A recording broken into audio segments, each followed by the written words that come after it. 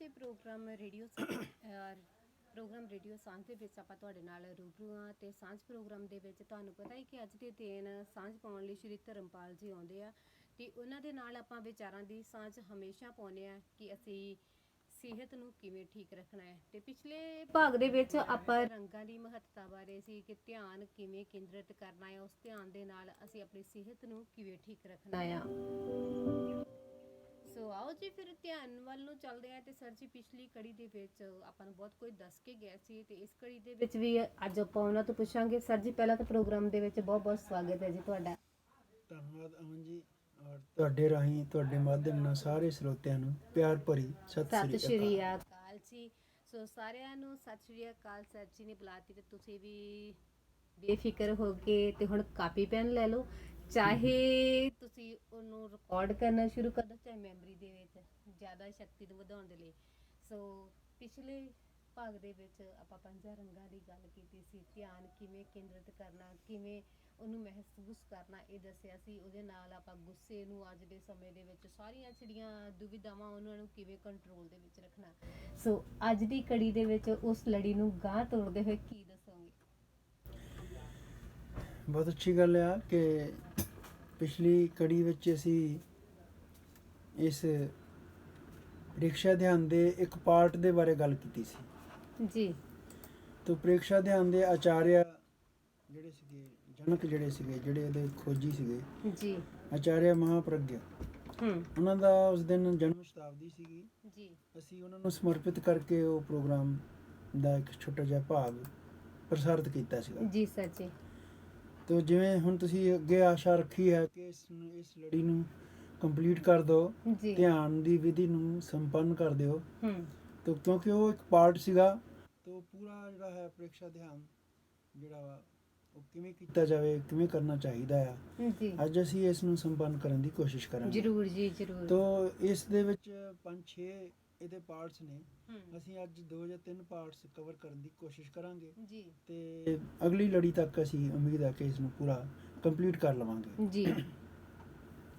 ਤੋ ਪਹਿਲੀ ਗੱਲ ਹੈ ਕਿ ਪ੍ਰੀਖਿਆ ਧਿਆਨ ਇਹ ਹੈ ਕੀ ਜੀ। ਵੈਸੇ ਤਾਂ ਧਿਆਨ ਅਨੇਕ ਤਰ੍ਹਾਂ ਨਾਲ ਕੀਤਾ ਜਾ ਸਕਦਾ, ਧਿਆਨ ਦੀਆਂ ਅਨੇਕ ਵਿਧੀਆਂ ਹੈ। ਵੈਸੇ ਤਾਂ ਕਹਿੰਦੇ ਆ ਵੀ ਪੜ੍ਹਾਈ ਵਿੱਚ ਧਿਆਨ ਕਰ, ਹਾਂ ਕੰਮ ਵਿੱਚ ਧਿਆਨ ਕਰ।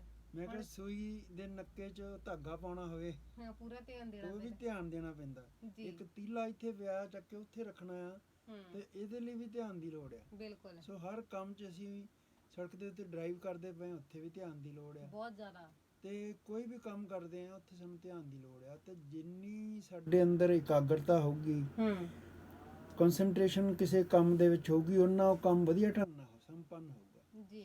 ਸੋ ਇਸੇ ਕਰਕੇ ਅਸੀਂ ਧਿਆਨ ਦਾ ਅਭਿਆਸ ਕਰਦੇ ਹਾਂ ਜੀ, ਜਿਹਦੇ ਨਾਲ ਸਾਡੀ ਇਕਾਗਰਤਾ ਪਰਿਪੱਕ ਹੋ ਜਾਵੇ ਔਰ ਸਾਡੇ ਕੋਲੋਂ ਜਿਹੜੇ ਵੀ ਅਸੀਂ ਦਿਨ ਭਰ ਦੇ ਕੰਮ ਕਰਨੇ ਆ ਉਹ ਅੱਛੇ ਢੰਗ ਨਾਲ, ਸੁਚਾਰੂ ਢੰਗ ਨਾਲ ਹੋ ਸਕਣ, ਥਕਾਵਟ ਵੀ ਨਾ ਹੋਵੇ। ਉਹਦੇ ਵਿੱਚ ਅਸੀਂ ਖਪੀਏ ਖਿਜੀਏ ਨਾ, ਸਾਨੂੰ ਗੁੱਸਾ ਨਹੀਂ ਆਵੇ, ਸਾਨੂੰ ਕਿਸੇ ਨਾਲ ਈਰਖਾ ਨਹੀਂ ਆਵੇ ਜੀ, ਸਾਨੂੰ ਕਿਸੇ ਪ੍ਰਤੀ ਮਤਲਬ ਨਾ ਲਾਲਚ ਦੀ ਭਾਵਨਾ ਆਵੇ।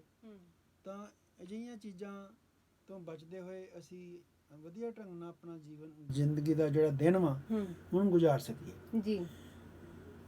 ਸੋ ਇਸ ਕਰਕੇ ਪ੍ਰੀਖਿਆ ਧਿਆਨ ਜਿਹੜਾ ਹੈ, ਇਸਦਾ ਸ਼ਬਦ ਮੀਨਿੰਗ ਕੀ ਹੈਗਾ ਜੀ। ਅੱਜ ਅਸੀਂ ਜਿਹੜਾ ਕਰਨ ਜਾ ਰਹੇ ਹਾਂ ਉਹ ਪ੍ਰੀਖਿਆ ਧਿਆਨ ਹੈਗਾ।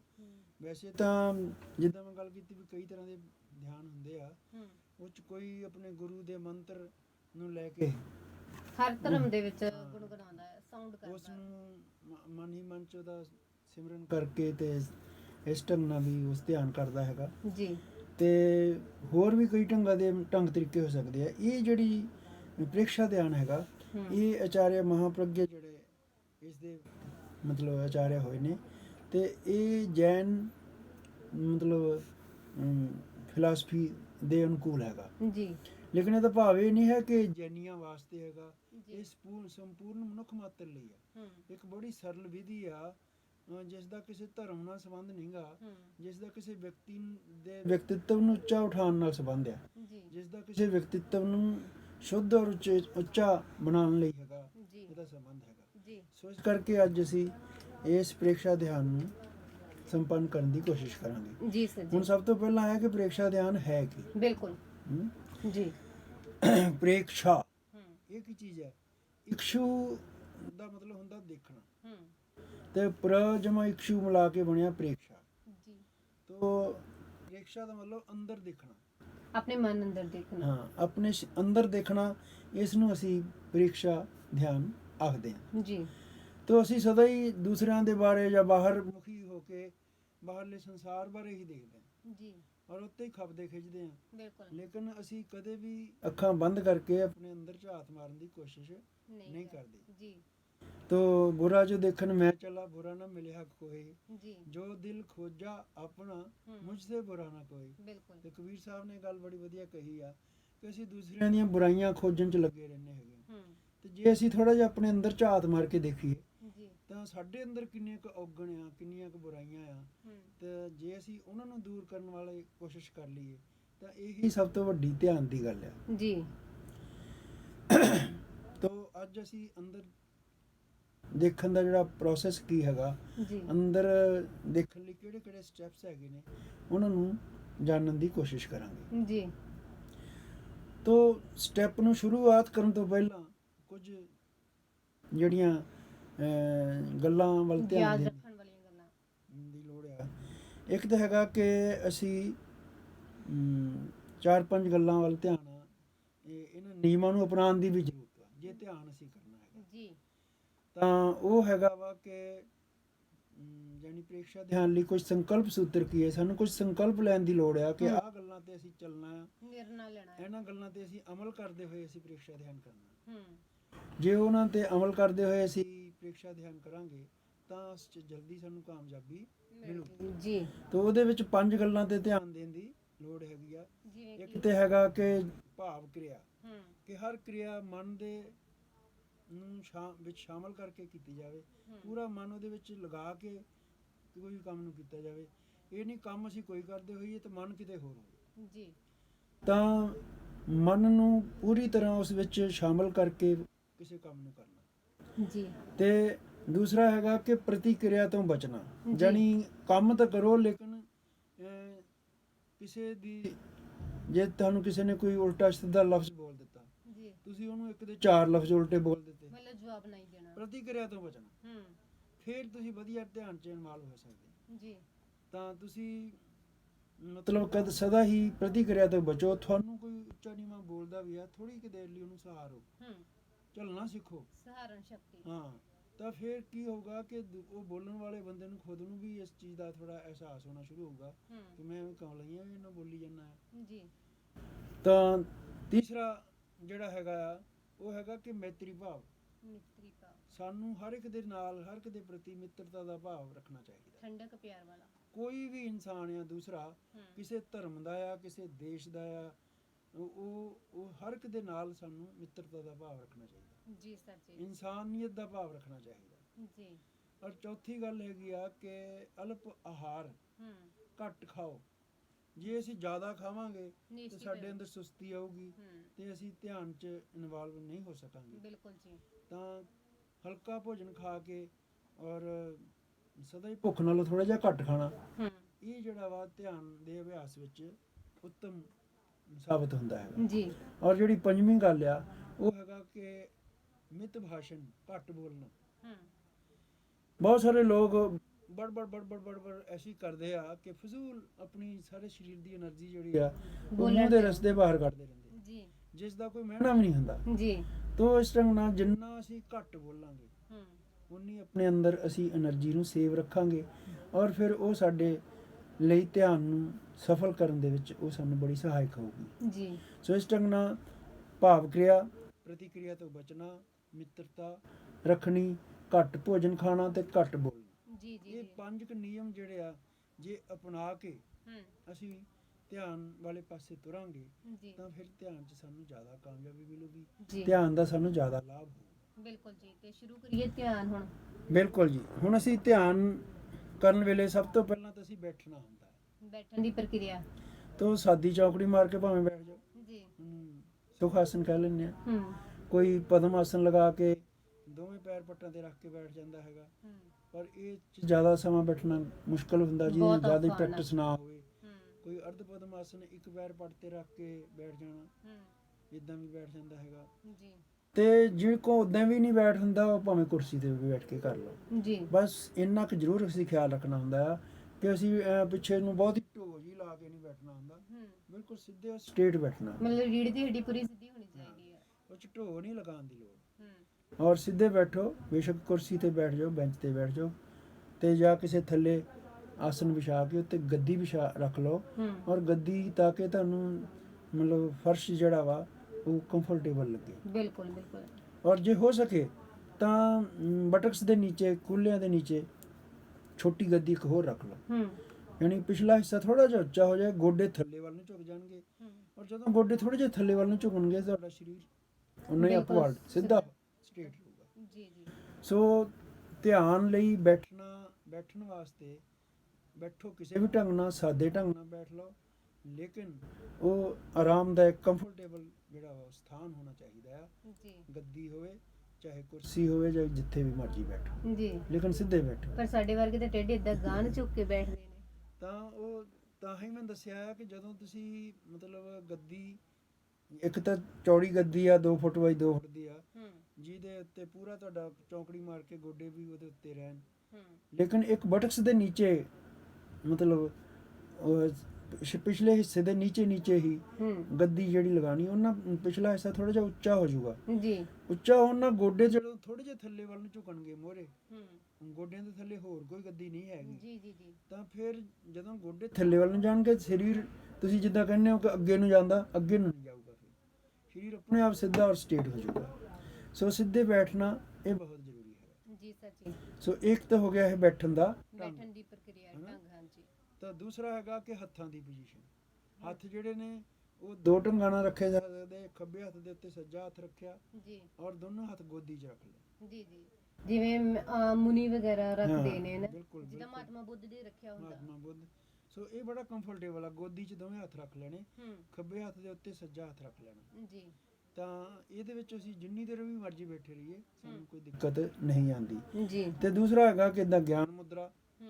ਅੰਗੂਠਾ ਔਰ ਪਹਿਲਾ ਪੋਟਾ ਮਿਲਾ ਲਓ, 3 ਉਂਗਲਾਂ ਸਿੱਧੀਆਂ ਰੱਖੋ, ਔਰ ਇਦਾਂ ਦੋਵੇਂ ਹੱਥ ਜਿਹੜੇ ਆ ਉਹ ਗੋਡਿਆਂ, ਜਿਵੇਂ ਤਪ ਕਰਦੇ ਆਮ ਦਿਖਾਇਆ ਜਾਂਦਾ ਹੈ ਆਪਾਂ ਨੂੰ, ਤੇ ਗੁੱਟ ਜਿਹੜੇ ਆ ਗੋਡਿਆਂ ਦੇ ਉੱਤੇ ਰੱਖ ਲਓ ਜੀ।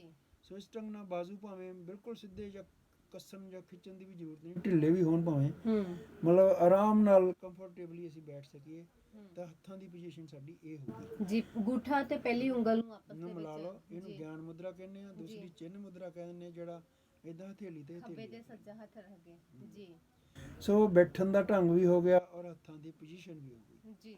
ਔਰ ਉਸ ਤੋਂ ਅਗਲੀ ਗੱਲ ਹੈਗੀ ਆ ਕਿ ਅਸੀਂ ਅੱਖਾਂ ਬੰਦ ਕਰਕੇ ਬੈਠਣਾ ਹੈਗਾ ਜੀ, ਪੂਰੇ ਪ੍ਰੋਸੈਸ ਦੀ ਤਰ੍ਹਾਂ ਜੀ, ਕਿਉਂਕਿ ਅਸੀਂ ਅੰਦਰ ਦਾ ਸਫ਼ਰ ਕਰਨਾ ਆ, ਅੰਦਰ ਦੀ ਯਾਤਰਾ ਕਰਨੀ ਆ, ਤੇ ਫਿਰ ਅੱਖਾਂ ਬੰਦ ਚਾਹੀਦੀਆਂ। ਤੇ ਇਸ ਕਰਕੇ ਬਾਹਰਲਾ ਸੰਸਾਰ ਸਾਨੂੰ ਨਹੀਂ ਦਿਖਣਾ ਚਾਹੀਦਾ ਜੀ। ਬਾਹਰਲੇ ਸੰਸਾਰ ਨੂੰ ਕੱਟ ਆਫ ਹੋਣ ਵਾਸਤੇ ਸਾਨੂੰ ਅੱਖਾਂ ਬੰਦ ਕਰਨੀਆਂ ਪੈਣਗੀਆਂ ਜੀ। ਮਤਲਬ ਆਰਾਮ ਨਾਲ ਪੋਲੀਆਂ ਜਿਹੀਆਂ ਅੱਖਾਂ ਬੰਦ ਕਰ ਲੈਣੀਆਂ ਹੈਗੀਆਂ ਜੀ। ਸੋ ਇਹ ਤਾਂ ਹੋ ਗਿਆ ਤਿਆਰੀ ਜੀ, ਠੀਕ ਆ ਨਾ। ਤੇ ਉਹਦੇ ਵਿੱਚ ਵੀ ਮਤਲਬ ਕੋਸ਼ਿਸ਼ ਕਰਨੀ ਆ ਕਿ ਮਤਲਬ ਆਰਾਮ ਨਾਲ ਬੈਠੋ, ਔਰ ਜਿੱਦਾਂ ਜਸਟ ਲਾਈਕ ਸਟੈਚੂ ਬੈਠਣਾ। ਪੂਰੇ ਪ੍ਰੋਸੈਸ ਦੇ ਦੌਰਾਨ ਅਸੀਂ ਹਿੱਲਣਾ ਨਹੀਂ ਹੈਗਾ। ਇਹ ਸਭ ਤੋਂ ਵੱਡੀ ਗੱਲ ਆ ਜੀ। ਯਤਨ ਇਹ ਕਰਨਾ, ਚਾਹੇ ਤੁਸੀਂ ਅੱਧਾ ਘੰਟਾ ਬੈਠਦੇ ਆ, 10 ਮਿੰਟ ਬੈਠਦੇ ਆ, 15 ਮਿੰਟ ਬੈਠਦੇ ਆ ਜੀ, ਤੇ ਜਿੰਨੀ ਦੇਰ ਵੀ ਤੁਸੀਂ ਵੱਧ ਤੋਂ ਵੱਧ ਕੱਢ ਸਕਦੇ ਆ ਕਿ ਤੁਹਾਡੇ ਇੱਥੇ ਖਾਜ ਆ ਗਈ ਤੇ ਕੰਨ ਤੇ ਖਾਜ ਕਰਨ ਲੱਗ ਪਓ, ਠੀਕ ਆ ਨਾ ਜੀ। ਜਾਂ ਕੋਈ ਮਤਲਬ ਖਾਂਸੀ ਆ ਗਈ ਤੇ ਜਾਂ ਮਤਲਬ ਕੋਈ ਕ੍ਰਿਆ ਕਰਨ ਲੱਗ ਪਏ, ਵਿਚਕਾਰ ਅਸੀਂ ਸਰੀਰ ਦੇ ਹੋਰ ਕਿਸੇ ਪਾਰਟ ਨੂੰ ਕਿਸੇ ਪਾਸੇ ਨਹੀਂ ਲਗਾਉਣਾ। ਪੂਰਾ ਸਰੀਰ ਇੱਕ ਤਰ੍ਹਾਂ ਨਾਲ ਸਟੈਚੂ ਵਾਂਗ, ਬੁੱਤ ਦੇ ਵਾਂਗ ਬਣ ਜਾਊਗਾ। ਔਰ ਸਾਰੇ ਪ੍ਰੋਸੈਸ ਦੇ ਦੌਰਾਨ ਫਿਰ ਜਿਹੜਾ ਮਨ ਸਾਡਾ ਵਾ, ਜਿਹੜੀ ਕਿਰਿਆ ਨੂੰ ਅਸੀਂ ਅੰਦਰ ਕਰੀ ਜਾਣਾ ਹੈਗਾ, ਉਸ ਦੇ ਪਾਸੇ ਲੱਗਾ ਰਹੂਗਾ ਜੀ। ਜਿਉਂ ਹੀ ਅਸੀਂ ਕੋਈ ਬਾਹਰਲੀ ਖੁਰਕ ਵਾਲੇ ਪਾਸੇ ਜਾਂ ਹੋਰ ਪਾਸੇ ਸਾਡਾ ਧਿਆਨ ਜਾਊਗਾ, ਤੇ ਮਨ ਦਾ ਧਿਆਨ ਅੰਦਰੋਂ ਹਟ ਕੇ ਬਾਹਰ ਨੂੰ ਭਟਕ ਜਾਂਦਾ ਹੈ ਫਿਰ ਇਸ ਚੀਜ਼ ਨੂੰ। ਸੋ ਇਸ ਕਰਕੇ ਬਸ ਪੂਰੀ ਤਰ੍ਹਾਂ ਸਥਿਰਤਾ ਦੇ ਨਾਲ, ਸੁਖਾਲੇ ਢੰਗ ਨਾਲ, ਸੌਖੇ ਢੰਗ ਨਾਲ ਬੈਠ ਕੇ ਕਰਨਾ ਹੈਗਾ ਜੀ। ਕਦੇ ਇਹ ਨਹੀਂ ਸੋਚਣਾ ਕਿ ਇਹ ਤਾਂ ਇੱਕ ਸਜ਼ਾ ਵਾ ਜੀ, ਬਲਕਿ ਇਹ ਆਪਣੇ ਆਪ ਨੂੰ ਇੱਕ ਸਾਧਨ ਦੀ ਕਿਰਿਆ ਵਾ। ਬਿਲਕੁਲ, ਤੁਹਾਡੇ ਬੈਠਣ ਦੀ ਪੋਜੀਸ਼ਨ ਹੀ ਤੁਹਾਨੂੰ ਦੱਸ ਦੂੰਗਾ। ਜਦੋਂ ਤੁਸੀਂ ਆਪਣੇ ਸਰੀਰ ਨੂੰ ਸਾਧਨਾ ਸਿੱਖ ਲੈਣੇ ਹੈਗੇ, ਔਰ ਇਹਦੇ ਨਾਲ ਕੀ ਹੁੰਦਾ ਆ ਕਿ ਮਤਲਬ ਜਿਵੇਂ ਸਰੀਰ ਨੂੰ ਸਾਧਦੇ ਆ, ਮਨ ਵੀ ਤਿਵੇਂ ਤਿਵੇਂ ਸਾਧ ਹੁੰਦਾ ਆ, ਜੀ ਔਰ ਮਨ ਨੂੰ ਸਾਧਦੇ ਆ ਤੇ ਦਿਨ ਭਰ ਦੇ ਕੰਮ ਜਿਹੜੇ ਆ ਉੱਤਮ ਢੰਗ ਨਾਲ ਸੰਪੰਨ ਹੋ ਪਾਉਂਦੇ ਹੈਗੇ। ਬਿਲਕੁਲ ਜੀ। ਸੋ ਅਸੀਂ ਹੁਣ ਹੈਗਾ ਕਿ ਇੱਕ ਦੋ ਗੱਲਾਂ ਹੋਰ ਕਿ ਇਹਦਾ ਧਿਏ ਕੀ ਹੈਗਾ, ਇਹਦਾ ਏਮ ਆਫ ਦੀ ਮੈਡੀਟੇਸ਼ਨ ਕੀ ਹੈ, ਮਤਲਬ ਇਹਦਾ ਲਕਸ਼ ਕੀ ਆ। ਜੀ। ਤਾਂ ਉਸ ਨੂੰ ਅਸੀਂ ਇੱਕ ਵੈਸੇ ਤਾਂ ਸ਼ਲੋਕ ਰਾਹੀਂ ਕਿਹਾ ਜਾਂਦਾ, ਸੰਪਿਖੇ ਅਪਗ ਮੱਪੇ ਨਮ, ਕਿ ਆਪਣੇ ਦੁਆਰਾ ਆਪਣੇ ਆਪ ਨੂੰ ਦੇਖੋ, ਖੁਦ ਦੁਆਰਾ ਖੁਦ ਨੂੰ ਦੇਖੋ। ਜੀ। ਇਹਦਾ ਏਮ ਇਹ ਹੈਗਾ ਕਿ ਖੁਦ ਦੇ ਦੁਆਰਾ ਖੁਦ ਨੂੰ ਦੇਖਣਾ, ਆਪਣੀ ਪੜਚੋਲ ਆਪ ਕਰੋ। ਹਾਂ, ਆਪਣੇ ਅੰਦਰ ਝਾਤੀ ਮਾਰਨੀ, ਆਪਣੇ ਅੰਦਰ ਆਪਣੇ ਦੁਆਰਾ ਆਪਣੇ ਆਪ ਨੂੰ ਦੇਖਣਾ। ਜੀ। ਫਿਰ ਹੈਗਾ ਕਿ ਕੁਝ ਵਿਵੇਕ ਸੂਤਰ ਨੇ ਕਿ ਉਹਨੂੰ ਵੀ ਜੇ ਸੰਸਕ੍ਰਿਤ ਦੇ ਸ਼ਲੋਕ ਚ ਕਿਹਾ ਜਾਵੇ, ਆਪਣਾ ਸੱਚ ਮੇਸੇ ਜਾ ਮੇਤੇ ਹੋਏ ਸੁ ਕੱਪੇ, ਵੀ ਉਹਦੇ ਚ ਇੱਕ ਦੋ ਗੱਲਾਂ ਆਉਂਦੀਆਂ ਹੈਗੀਆਂ। ਵਿਵੇਕ ਸੂਤਰ ਦਾ ਮਤਲਬ ਕੀ ਆ ਕਿ ਅਸੀਂ ਮਤਲਬ ਆਪਣੀ ਬੁੱਧੀ ਦਾ ਪ੍ਰਯੋਗ ਕਰਦੇ ਹੋਏ ਚੇਤਨਤਾ ਦੇ ਨਾਲ ਅਸੀਂ ਇਸ ਨੂੰ ਕਿਵੇਂ ਸੰਪੰਨ ਕਰਨਾ ਹੈਗਾ, ਚੇਤਨਤਾ ਤੇ ਕਿ ਆਪਣੇ ਸੱਚ ਦਾ ਖੁਦ ਮਤਲਬ ਪਤਾ ਕਰੋ, ਵੀ ਤੁਸੀਂ ਹੈ ਕੀ, ਮੇਰੇ ਲਈ ਸਹੀ ਰਸਤਾ ਕੀ ਹੈ, ਆਪਣਾ ਸੱਚ ਖੁਦ ਪਹਿਚਾਨੋ। ਜੀ। ਮੇਰੇ ਲਈ ਆਪਾਂ ਕਈ ਵਾਰੀ ਕੀ ਕਹਿੰਦੇ ਆ, ਆਪਾਂ ਦੂਸਰੇ ਨੂੰ ਪੁੱਛਦੇ ਆ ਕਿ ਮੈਂ ਹੁਣ ਕੀ ਕਰਾਂ, ਉਹ ਜੇ ਆਪਾਂ ਨੂੰ ਗਲਤ ਰਾਏ ਦੇ ਦੇ ਆਪਾਂ ਉਧਰ ਨੂੰ ਤੁਰ ਪੈਂਦੇ, ਫਿਰ ਦੂਸਰੇ ਨੂੰ ਪੁੱਛਦੇ ਆ, ਦੂਸਰਾ ਹੋਰ ਪਾਸੇ ਦੀ ਰਾਏ ਦੇ ਦਿੰਦਾ, ਜਿਹਨਾਂ ਨੂੰ ਪੁੱਛਾਂਗੇ ਉਧਰ ਨੂੰ ਭਟਕਦੇ ਜਾਵਾਂਗੇ। ਇਹਦੇ ਵਿੱਚ ਇਹ ਹੈਗਾ ਕਿ ਆਪਣਾ ਸੱਚ ਖੁਦ ਪਹਿਚਾਨੋ, ਆਪਣਾ ਸੱਚ ਮੇਸੇਜਾ, ਆਪਣੇ ਸੱਚ ਨੂੰ ਖੁਦ ਪਹਿਚਾਨੋ। ਜੀ। ਮੇਰੇ ਲਈ ਸੱਚਾ ਤੇ ਸਹੀ ਰਸਤਾ ਕੀ ਆ, ਇਸ ਨੂੰ ਖੁਦ ਪਹਿਚਾਨਣਾ ਹੈ। ਜੀ। ਇਹ ਵੀ ਵਿਵੇਕ ਸੂਤਰ ਹੈ। ਜੀ। ਔਰ ਦੂਸਰਾ ਹੈ ਕਿ ਆਪਣਾ ਸੱਚ ਮੇਸੇਜਾ ਮੇਤਿਮ ਹੋਏ ਸੁ ਕੱਪੇ, ਤੇ ਦੂਸਰਾ ਸਭਨਾਂ ਨਾਲ ਮਿੱਤਰਤਾਪੂਰਨ ਵਿਵਹਾਰ ਕਰਨਾ। ਜੀ। ਸੋ ਇਹ ਦੋ ਤਿੰਨ ਗੱਲਾਂ, ਏਮ ਕੀ ਆ ਔਰ ਵਿਵੇਕ ਸੂਤਰ ਕੀ ਆ, ਇਹਨੂੰ ਧਿਆਨ ਚ ਰੱਖਦਿਆਂ ਹੋਇਆ ਹੁਣ ਅਸੀਂ ਇਸ ਦੀ ਸ਼ੁਰੂਆਤ ਕਰਨ ਜਾ ਰਹੇ ਹਾਂ। ਜੀ। ਤੋ ਸ਼ੁਰੂਆਤ ਦੇ ਵਿੱਚ ਅਸੀਂ ਜਿੱਦਾਂ ਸਪੋਜ਼ ਕੋਈ ਬੰਦਾ ਕਿਸੇ ਮੰਤਰ ਦਾ ਉਚਾਰਨ ਦੇ ਨਾਲ ਸ਼ੁਰੂ ਕਰਦਾ, ਕੋਈ ਓਮ ਨਾਲ ਸ਼ੁਰੂ ਕਰਦਾ, ਤੇ ਇਹਦੇ ਵਿੱਚ ਵੀ ਅਸੀਂ ਹਰ ਧਰਮ ਦੇ ਵਿੱਚ ਆਪਣੇ ਆਪ ਨੂੰ ਕਰਦਾ ਹੈ, ਜਿਵੇਂ ਹਿੰਦੂ ਧਰਮ ਦੇ ਵਿੱਚ ਉਹ ਓਮ ਨੂੰ ਕਰਦੇ ਆ ਨਾ, ਆਪਣੇ ਏਕ ਓਮਕਾਰ ਜਾਂ ਵਾਹਿਗੁਰੂ ਜੀ ਨੂੰ ਕਰ ਦਿੰਦੇ। ਹਾਂਜੀ ਬਿਲਕੁਲ। ਤੇ ਕੋਈ ਅੱਲਾ ਕਿਸੇ ਸ਼ਬਦ ਨਾਲ ਉਚਾਰਨ ਦੇ ਨਾਲ ਉਹ ਸ਼ੁਰੂਆਤ ਕਰ ਲੈਂਦਾ। ਅਸੀਂ ਜਿਹੜਾ ਹੈ ਸਾਊਂਡ ਤੋਂ ਨਹੀਂ, ਜੇ ਸਾਊਂਡ ਨਹੀਂ, ਸਾਊਂਡ ਨਾਲ ਕਰ ਸਕਦੇ ਹਾਂ, ਉਹ ਚ ਹੈ ਮਹਾਪ੍ਰਾਣ ਧਵਨੀ, ਇਹ ਚ ਕਿਸੇ ਧਰਮ ਦਾ ਕੋਈ ਸੰਬੰਧ ਨਹੀਂ ਹੈ। ਜੀ। ਮਹਾਪ੍ਰਾਣ ਧਵਨੀ ਹੈ ਕਿ ਲੰਬਾ ਸਾਂਸ ਭਰ ਲਿਆ,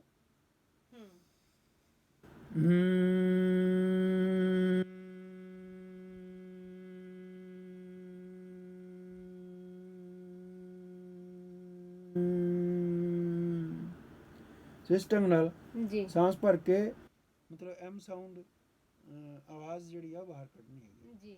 ਔਰ ਇਸ ਨੂੰ 3 ਵਾਰ ਕਰ ਲਓ ਜਾਂ ਇਸ ਨੂੰ 9 ਵਾਰ ਕਰ ਲਓ। ਇਹਦੇ ਨਾਲ ਕੀ ਹੁੰਦਾ ਆ ਕਿ ਤੁਹਾਡਾ ਜਿਹੜਾ ਕੰਮ ਤੁਸੀਂ ਅਗਲਾ ਕਰਨ ਜਾ ਰਹੇ ਆ, ਉਹਦੇ ਵਾਸਤੇ ਤੁਸੀਂ ਸਰੀਰਕ ਤੌਰ ਤੇ ਔਰ ਮਾਨਸਿਕ ਤੌਰ ਤੇ ਚੇਤੰਨ ਹੋ ਜਾਂਦੇ, ਸਾਵਧਾਨ ਹੋ ਜਾਂਦੇ, ਤਿਆਰ ਹੋ ਜਾਂਦੇ ਜੀ। ਇਹ ਤਿਆਰੀ ਪੋਜੀਸ਼ਨ ਦੇ ਵਿੱਚ ਇੱਕ ਤਰ੍ਹਾਂ ਨਾਲ ਤੁਹਾਡਾ ਮਾਨਸਿਕ ਤੌਰ ਤੇ ਤੁਸੀਂ ਉਸ ਗੱਲ ਲਈ ਤਿਆਰ ਹੋ ਜਾਂਦੇ ਵੀ ਹੁਣ ਅਸੀਂ ਅੱਗੇ ਕਰਨਾ ਕੀ ਹੈ ਜੀ। ਤੋ ਇਦਾਂ 3 ਵਾਰ ਮਹਾਪ੍ਰਾਣ ਧਵਨੀ, ਜਾਂ ਸਪੋਜ਼ ਮੈਂ ਤੀਜੀ ਵਾਰ ਨਹੀਂ, ਇੱਕ ਵਾਰੀ ਹੋਰ ਕਰ ਦਿੰਦਾ, ਲੰਬਾ ਸਾਂਸ ਭਰ ਲੈਣਾ,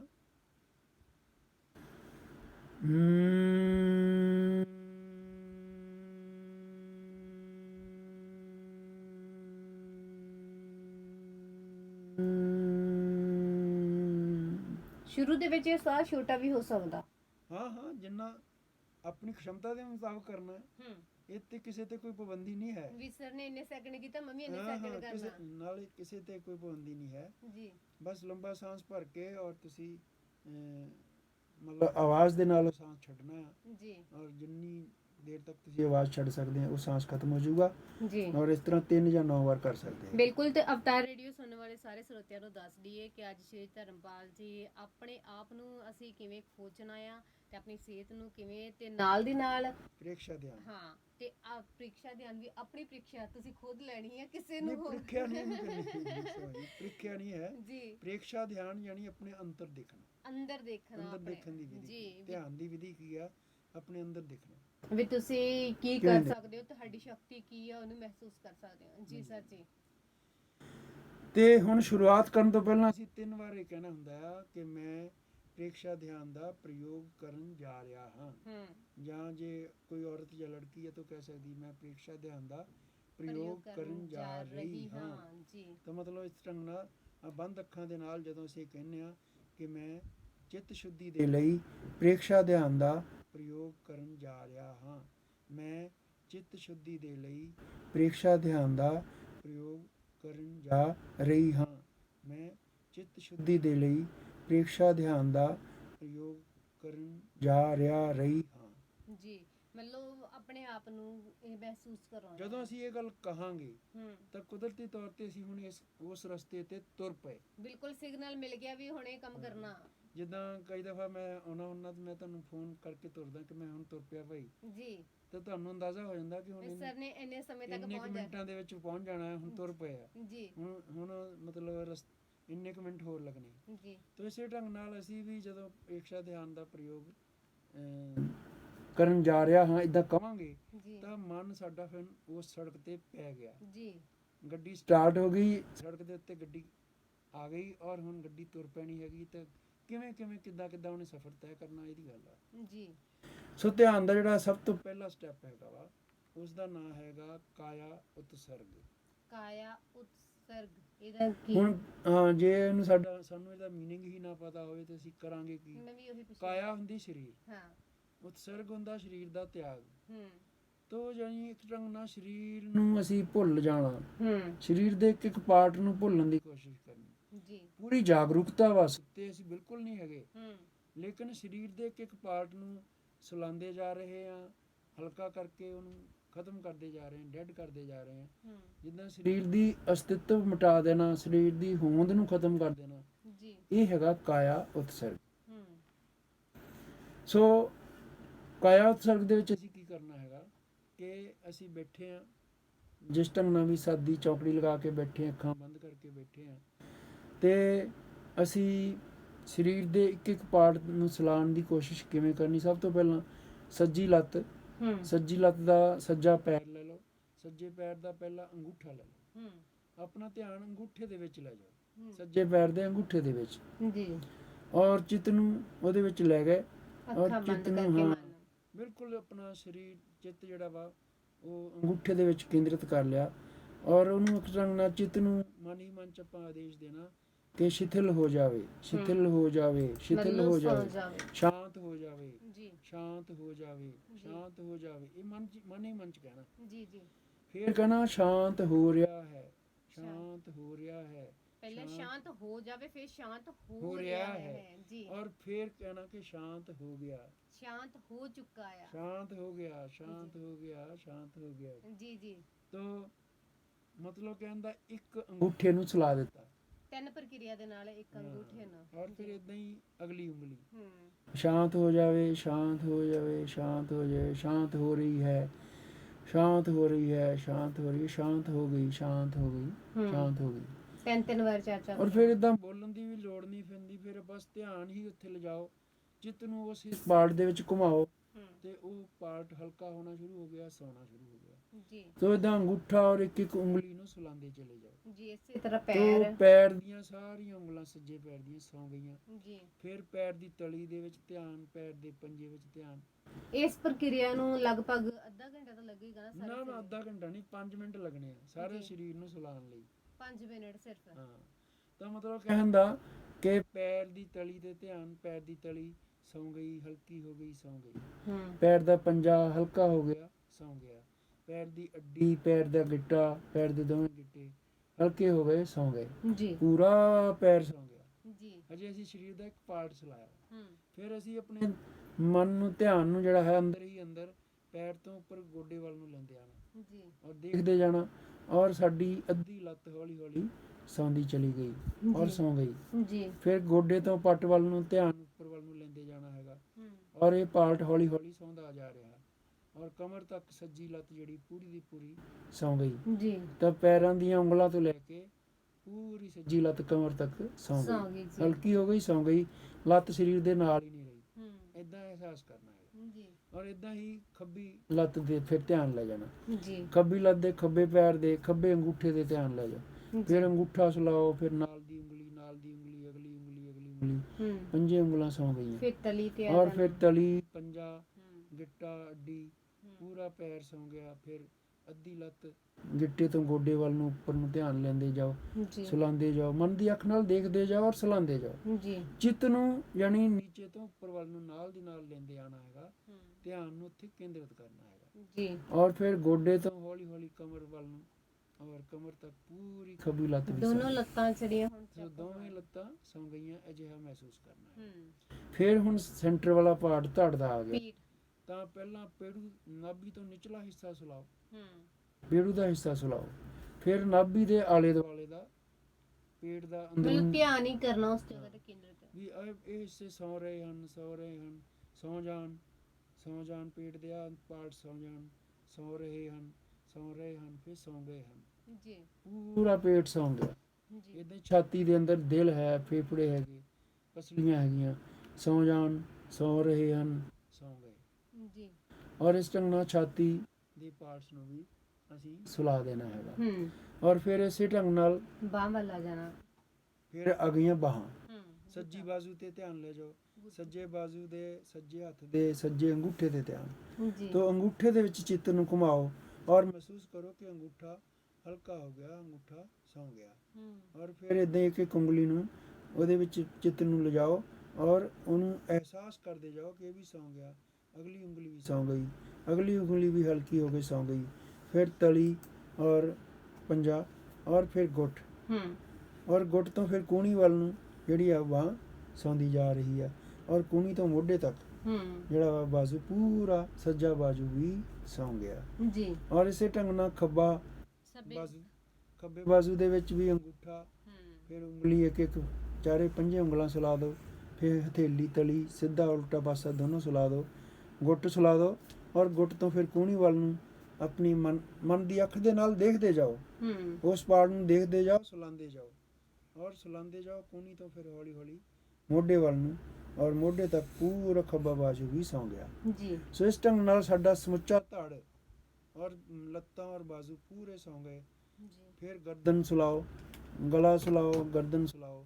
ਔਰ ਗਰਦਨ ਦੇ ਬਾਅਦ ਫਿਰ ਯਾਨੀ ਹਾਂ ਪਿੱਠ ਵੀ ਜਿਹੜੀ ਆ ਪਿੱਠ ਦਾ ਵੀ ਭਾਗ ਉਹਨੂੰ ਵੀ ਸੁਲਾਉਣਾ ਸੀਗਾ। ਹੂੰ ਤਾਂ ਬਾਜ਼ੂਆਂ ਤੋਂ ਵੀ ਪਹਿਲਾਂ ਪਿੱਠ ਜਿਹੜੀ ਆ ਉਹ, ਪਿੱਠ ਦੇ ਲੋਅਰ ਯਾਨੀ back, middle back and upper back, ਜੀ ਤੇ ਨਿਚਲਾ ਹਿੱਸਾ, ਫਿਰ ਵਿਚਕਾਰਲਾ ਹਿੱਸਾ, ਫਿਰ ਉੱਪਰਲਾ ਹਿੱਸਾ। ਇਦਾਂ ਹੌਲੀ ਹੌਲੀ ਪਿੱਠ ਨੂੰ ਵੀ ਸੁਲਾਉਣਾ ਮੇਰਾ ਹੈਗਾ। ਸਰੀਰ ਤਾਂ ਤੁਸੀਂ ਦੱਸ ਰਹੇ ਹੋ ਮਹਿਸੂਸ ਹੋ ਰਿਹਾ ਹੈ ਕਿ ਹਾਂ। ਬਿਲਕੁਲ ਐਵੇਂ ਹੋ ਬਿਲਕੁਲ ਜਦੋਂ ਤੁਸੀਂ ਬਿਲਕੁਲ ਇੱਕ ਸਟੈਚੂ ਵਾਂਗ ਬੈਠ ਗਏ, ਬਿਲਕੁਲ ਕੋਈ ਹਿੱਲਣ ਦੀ ਕਿਰਿਆ ਨਹੀਂ ਕਰ ਰਹੇ, ਹੂੰ ਔਰ ਅੰਦਰ ਹੀ ਅੰਦਰ ਤੁਸੀਂ ਯਾਤਰਾ ਕਰ ਰਹੇ ਹੋ, ਅੰਦਰ ਹੀ ਅੰਦਰ ਸਫ਼ਰ ਕਰ ਰਹੇ ਹੋ। ਹੂੰ ਔਰ ਤੁਸੀਂ ਇੱਕ ਇੱਕ ਪਾਰਟ ਨੂੰ ਬੜੀ ਬਰੀਕੀ ਦੇ ਨਾਲ, ਬੜੀ ਸੂਖਸ਼ਮਤਾ ਦੇ ਨਾਲ ਉਹਨੂੰ ਦੇਖ ਰਹੇ ਹੋ, ਉਹਨੂੰ ਸੁਲਾ ਰਹੇ ਹੋ। ਜੀ ਔਰ ਵਾਕਈ ਉਹ ਸੱਚਮੁੱਚ ਸੌਂਦਾ ਜਾ ਰਿਹਾ ਹੈ। ਹੂੰ ਲੇਕਿਨ ਤੁਹਾਡੀ ਜਿਹੜੀ ਚੀਜ਼ ਜਾਗ ਰਹੀ ਆ, ਉਹ ਤੁਹਾਡੀ ਜਾਗਰੂਕਤਾ, ਕੌਨਸ਼ੀਅਸਨੈਸ ਜਿਹੜੀ ਹੂੰ ਤੁਹਾਡੀ ਬੁੱਧੀ ਆ, ਉਹ ਜਾਗਰਿਤ ਹੈਗੀ। ਤੋ ਵਿਵੇਕ ਜਿਹੜਾ ਉਹ ਤੁਹਾਡਾ ਜਾਗਰਿਤ ਹੈਗਾ। ਤਾਂ ਉਸ ਦੇ ਨਾਲ ਸੋਝੀ ਨਾਲ ਦੇਖਦੇ ਹੋਏ ਤੁਸੀਂ ਇੱਕ ਇੱਕ ਪਾਰਟ ਨੂੰ ਸੁਲਾਉਂਦੇ ਜਾ ਰਹੇ ਹੋ। ਜੀ ਸਾਡੇ ਤਾਂ ਫਿਰ ਗਲਾ ਸੁਲਾਉਣਾ, ਫਿਰ ਚਿਹਰੇ ਤੇ ਆ ਜਾਣਾ, ਠੋਡੀ ਸੁਲਾਓ, ਬੁੱਲ ਸੁਲਾਓ, ਦੰਦ, ਮਸੂੜੇ, ਜੀਭ, ਤਾਲੂ, ਨੱਕ, ਗੱਲਾਂ, ਕਨਪਟੀਆਂ, ਕੰਨ, ਅੱਖਾਂ, ਔਰ ਫਿਰ ਭਰਵੱਟੇ, ਫਿਰ ਮੱਥਾ, ਔਰ ਫਿਰ ਸਿਰ, ਔਰ ਸਿਰ ਦੇ ਵਾਲਾਂ ਤੱਕ ਪੂਰਾ ਸਰੀਰ ਜਿਹੜਾ ਵਾ ਸੌਂ ਗਿਆ। ਜੀ ਤਾਂ ਇਹਨੂੰ, ਇਸ ਸਟੈਪ ਨੂੰ ਅਸੀਂ ਕਹਿੰਦੇ ਆ ਕਾਇਆ ਉਤਸਰਗ, ਕਾਇਆ ਦਾ ਤਿਆਗ। ਹੂੰ ਅਸੀਂ ਸਰੀਰ ਦਾ ਜਮਾਂ ਹੀ ਤਿਆਗ ਕਰ ਦਿੱਤਾ। ਜੀ ਸਾਡੇ ਸਰੀਰ ਦੀ ਐਗਜ਼ਿਸਟੈਂਸ ਖਤਮ ਹੋ ਗਈ, ਸਾਡੇ ਸਰੀਰ ਦੀ ਹੋਂਦ ਮਿਟ ਗਈ। ਇੱਥੇ ਹੁਣ ਕਈਆਂ ਨੇ ਕਹਿਣਾ ਸਾਜੀ ਤੁਸੀਂ ਇਦਾਂ ਕਰਤਾ, ਹੁਣ ਜਗਾਉਣਾ ਕਿਵੇਂ ਜਦੋਂ ਦਿਮਾਗ ਵੀ ਸਵਾਲ ਦਿੱਤਾ ਤਾਂ। ਇਹ ਧਿਆਨ ਦਾ ਜਦੋਂ ਲਾਸਟ ਤੇ ਪਹੁੰਚਾਂਗੇ ਉਦੋਂ ਆ ਨਾ। ਜੀ ਹਜੇ ਤਾਂ ਅਸੀਂ ਧਿਆਨ ਦੇ ਪਹਿਲੇ ਸਟੈਪ ਤੇ, ਸ਼ੁਰੂਆਤ ਵਾਲੇ ਪਾਸੇ ਤੋਂ ਹਾਂ। ਅਸੀਂ ਹੁਣੇ ਥੋੜਾ ਸਰੀਰ ਨੂੰ ਜਗਾਉਣਾ ਹੈਗਾ।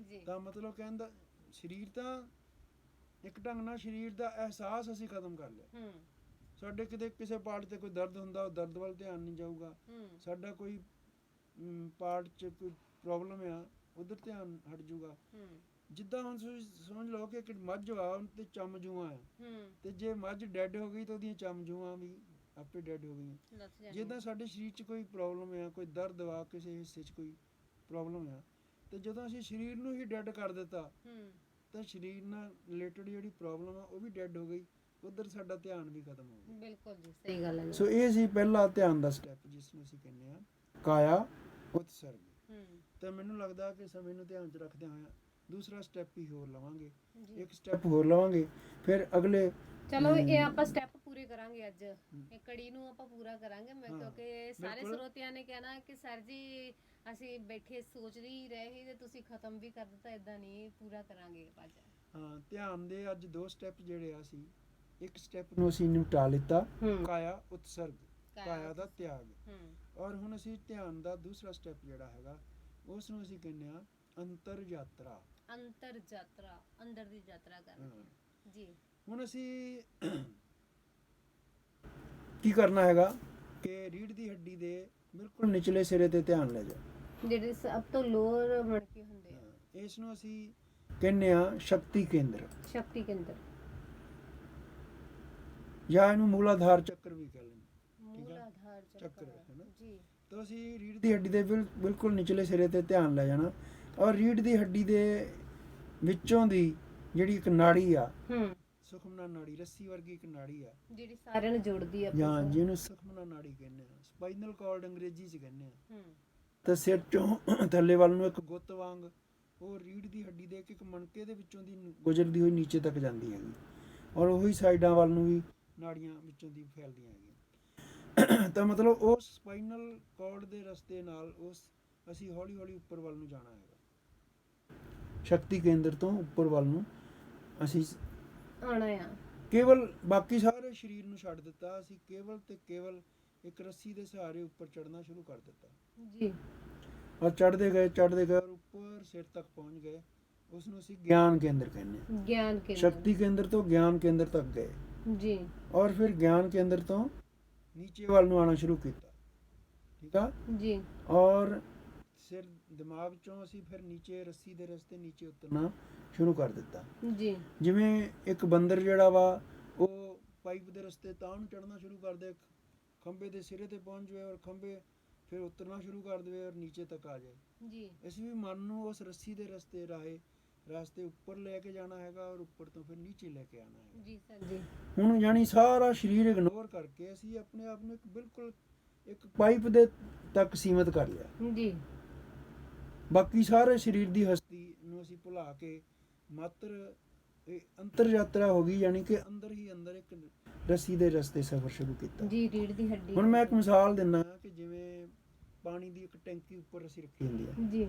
ਉਹ ਅਸੀਂ ਜਦੋਂ ਸਵਿਚ ਮੋਟਰ ਦਾ ਔਨ ਕਰਦੇ ਹਾਂ ਤੇ ਧਰਤੀ ਵਿੱਚੋਂ ਜਿਹੜਾ ਪਾਣੀ ਆ ਉਹ ਪਾਈਪ ਦੇ ਰਸਤੇ ਟੈਂਕੀ 'ਚ ਜਾਣਾ ਸ਼ੁਰੂ ਹੋ ਜਾਂਦਾ, ਬਿਲਕੁਲ ਬਾਹਰੋਂ ਕੁਝ ਨਹੀਂ ਦਿਸਦਾ, ਟੈਂਕੀ ਭਰੀ ਜਾ ਰਹੀ ਹੈ, ਨੀਚੇ ਤੋਂ ਧਰਤੀ 'ਚੋਂ ਪਾਣੀ ਉੱਪਰ ਪਾਈਪ ਦੇ ਰਸਤੇ ਉੱਪਰ ਜਾਣਾ ਸ਼ੁਰੂ ਹੋ ਗਿਆ, ਉੱਪਰ ਟੈਂਕੀ ਤੱਕ ਚਲਾ ਗਿਆ ਜੀ। ਔਰ ਜਦੋਂ ਹੁਣ ਸਾਨੂੰ ਪਾਣੀ ਦੀ ਜ਼ਰੂਰਤ ਹੁੰਦੀ ਆ ਅਸੀਂ ਥੱਲੇ ਇੱਕ ਟੂਟੀ ਖੋਲਦੇ ਆ ਔਰ ਉਹੀ ਟੈਂਕੀ ਵਿੱਚੋਂ ਪਾਈਪ ਦੇ ਰਸਤੇ ਪਾਣੀ ਜਿਹੜਾ ਨੀਚੇ ਵੱਲ ਨੂੰ ਆ ਜਾਂਦਾ ਆਂਦਾ, ਅਸੀਂ ਉਹਨੂੰ ਯੂਜ਼ ਕਰ ਲੈਂਦੇ ਹੈਗੇ। ਜੀ ਜੀ ਜੀ। ਸੋ ਇੱਕ ਪਾਈਪ ਦੇ ਰਸਤੇ ਹੀ, ਅੰਡਰਗਰਾਉਂਡ ਪਾਈਪ ਦੇ ਰਸਤੇ ਹੀ ਪਾਣੀ ਉੱਪਰ ਔਰ ਨੀਚੇ ਜਾਂਦਾ। ਅਸੀਂ ਵੀ ਅੰਡਰਗਰਾਉਂਡ ਜਿਹੜੀ ਸਾਡੀ ਸੁਖਮਨਾ ਨਾੜੀ ਆ ਉਸ ਦੇ ਰਸਤੇ ਨੀਚੇ ਤੋਂ ਉੱਪਰ ਵੱਲ, ਰੀੜ ਦੀ ਹੱਡੀ ਦੇ ਵਿੱਚ ਦੀ ਨਾੜੀ ਜਿਹੜੀ ਹੈ, ਹਾਂ, ਨੀਚੇ ਤੋਂ ਉੱਪਰ ਵੱਲ ਨੂੰ ਔਰ ਉੱਪਰ ਤੋਂ ਨੀਚੇ ਵੱਲ ਨੂੰ ਆਪਣਾ ਅਸੀਂ ਸਫ਼ਰ ਜਿਹੜਾ ਵਾ ਉਹ ਜਾਰੀ ਰੱਖਣਾ ਹੈ ਜੀ। ਤਾਂ ਇਸ ਢੰਗ ਨਾਲ ਬਿਲਕੁਲ ਕੰਟਰੈਕਟ ਹੋ ਗਿਆ ਬੰਦਾ, ਇੱਕ ਸੀਮਤ ਕੁ ਦਾਇਰਾ ਉਹਦਾ ਹੋਰ ਸੰਖੇਪ ਜਿਹਾ ਹੋ ਗਿਆ, ਆਸੇ ਪਾਸੇ ਦੇ ਲੰਬੇ ਚੌੜੇ ਧਿਆਨ ਖਿਲਾਰਿਆਂ ਨਾਲੋਂ ਉਹ ਸਿਮਟ ਕੇ ਇੱਕ ਛੋਟੇ ਜਿਹੇ ਦਾਇਰੇ ਵਿੱਚ ਸੀਮਤ ਹੋ ਗਿਆ ਜੀ। ਔਰ ਹੁਣ ਅਸੀਂ ਇਸ ਤੋਂ ਗਾਂ ਅੱਗੇ ਕੀ ਕਰਨਾ ਹੈਗਾ, ਇਹਨੂੰ ਸਾਹ ਨਾਲ ਵੀ ਜੋੜਨਾ ਹੈ।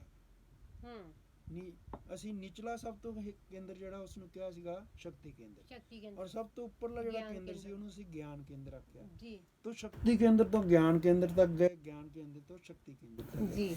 ਯੋਗ ਦੇ ਦੂਜੇ ਸ਼ਬਦਾਂ 'ਚ ਇਹਨੂੰ ਅਸੀਂ ਨਿਚਲਾ ਵਾ ਜਿਹੜਾ ਉਹਨੂੰ ਮੂਲਾਧਾਰ ਚੱਕਰ ਕਹਿ ਦਿੰਦੇ ਆ, ਔਰ ਜਿਹੜਾ ਉੱਪਰਲਾ ਵਾ ਉਹਨੂੰ ਅਸੀਂ ਸਹਿਸਰਾਰ ਚੱਕਰ ਕਹਿ ਦਿੰਦੇ ਆ।